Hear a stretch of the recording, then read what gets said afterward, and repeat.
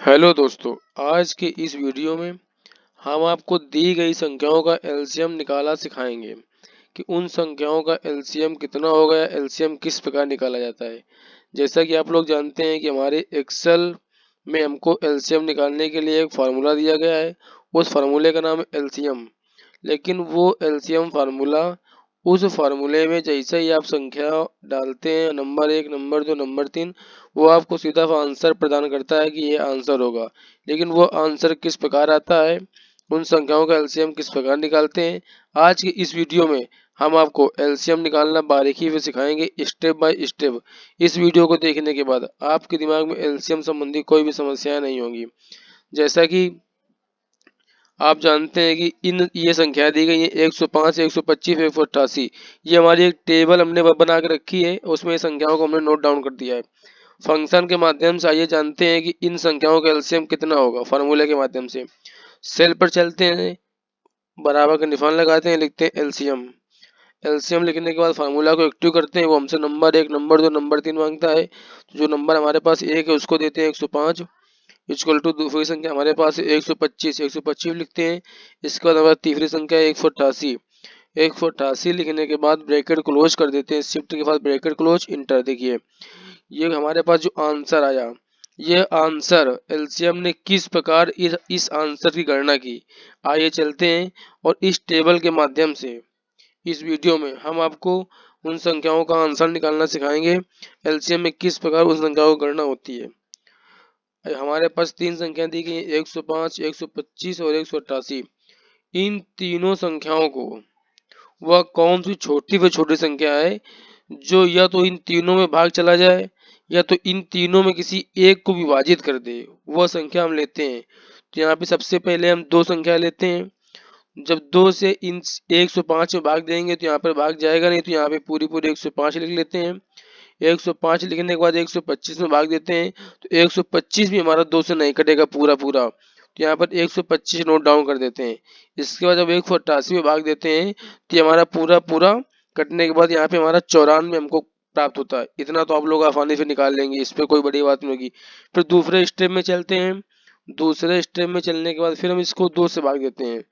2 से भाग वह संख्या हम लेते हैं जो तो या तो एक में भाग चला जाए या तो दो में चला जाए या तो इन तीनों में से चला जाए, या तो तीनों में किसी एक में उस संख्या का अगर भाग जाता है तो सबसे पहले वही छोटी संख्या लेते हैं। 105 लिया, 105 पे इसका भाग नहीं गया, 105 की जगह हमने 105 लिख दिया। इसके बाद 125 पे देते हैं, 125 भी नहीं कटेगा हमारा, तो 125 लिख देते हैं। ये जो 94, ये 94 हमारा कट जाएगा, यहाँ पे हमारे पास 47 प्राप्त होगा। देखिए ठीक है, जब 294 में भाग दिया तो यहाँ पे हमको 47 प्राप्त हुआ। इसके बाद अब वह कौन सी संख्या होगी, वो कौन सी संख्या होगी जो आसानी से इन तीनों संख्याओं में या तो तीनों में या फिर एक में या दोनों में आसानी से विभाजित हो जाए। तो यहाँ पे लेते हैं हम 3। 3 से 105 में भाग देते हैं तो यहाँ पे हमारा भाग चला जाएगा। 3 त्रिक 9, 30 पर 15, यहाँ पर 35 आ जाएगा। 125 में भाग देते हैं 3 का तो ये नहीं कटेगा हमारा, तो यहाँ पे हमारा 125 आ जाएगा। यहाँ पे 47 का भाग देते हैं तो 47 भी हमारा नहीं कटेगा। ये देखिए अब यहाँ पे हम कौन सी संख्या लेते हैं जो फिर या तो एक में भाग चला जाए, तो दोनों में चला जाए या फिर तीनों में चला जाए। इसके बाद लेते हैं हम 5। 5 को लेने के बाद ये 35 में भाग देंगे तो यहाँ पे 7 जाएगा आएगा। यहाँ पर 5 दूनी 10, 5 25, 25 यहाँ पर आ जाएगा। फिर यहाँ पे 47 तो कटेगा नहीं, 45 जगह 47 रख देते हैं। इसके बाद फिर लेते हैं संख्या कौन सी है, फिर इसके बाद 5 से भाग देते हैं तो 7 में तो हमारा जाएगा नहीं, तो यहाँ पे हम 7 ही नोट डाउन कर देते हैं। 25 जाएगा, यहाँ पे 5 आ जाएगा। इसके बाद 47 तो कटेगा नहीं, 47 की जगह 45 रख दिया। फिर इसके बाद दूसरी संख्या कौन सी लेते हैं, फिर इसको हमने 5 लिया, 7 में भाग दिया तो 7 में भाग जाएगा नहीं, यहाँ पे 7 ही आ जाएगा। 5 में एक बार भाग चला जाएगा। संख्याओं को जब तक भाग देते रहेंगे जब तक हमारा पास एक नहीं प्राप्त हो जाएगा। ये देखिए यहाँ पे 47 आ गया। अब इसके बाद हम 7 से भाग देंगे तो 7 से भाग देने के बाद यहाँ पर एक आ जाएगा। ये तो हमारा एक आ चुका है, पहले से एक रख दिया। अब ये 47 7 से कटेगा नहीं, ये देखिए 47 की जगह 47 आ गया। अब 47 केवल 47 से ही कटेगा, तो यहाँ पे लिख दिया हमने 47।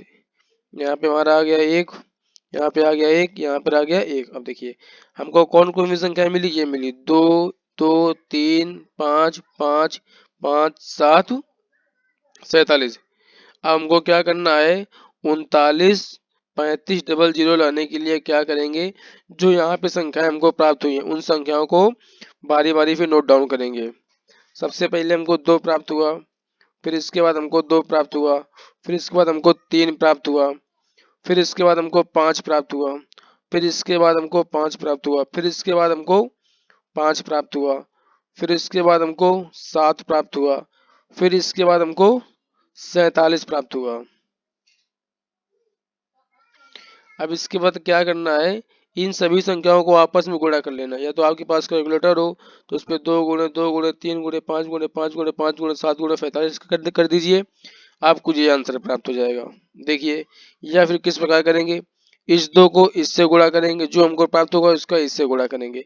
तो जैसा कि हम लोग एक्सेल पर सीखते हैं, तो यहाँ पे हम लोग लगाते हैं इक्वल टू, सबसे पहले हमारे पास 2 गुणे का निशान लगाते हैं, फिर हमारे पास 2, फिर गुणे का निशान लगाते हैं, लिखते हैं 3, फिर गुणे का निशान लगाते हैं, लिखते हैं 5, फिर गुणे का निशान लगाते हैं, लिखते हैं 5, फिर गुणे का निशान लगाते हैं, लिखते हैं 5, फिर गुणे का निशान लगाते हैं, लिखते हैं 7, फिर गुणे का निशान लगाते हैं, लिखते हैं 47। और जैसे इंटर प्रेस करते हैं, देख लीजिए, ये देखिए, ये देखिए और ये देखिए, आपके सामने आंसर प्राप्त हो गया है।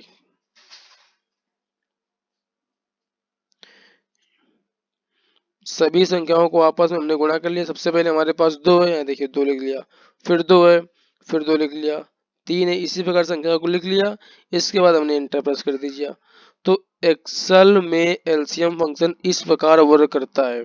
एलसीएम में एक्सेल में जब एलसीएम फंक्शन लगाते हैं तो लगाने के बाद जो उसको नंबर देते हैं वो तो केवल आपको डायरेक्ट आंसर प्रदान करता है, लेकिन वह आंसर किस प्रकार आता है, वह आंसर इस प्रकार आता है जो हमने आपको इस वीडियो में सिखाया।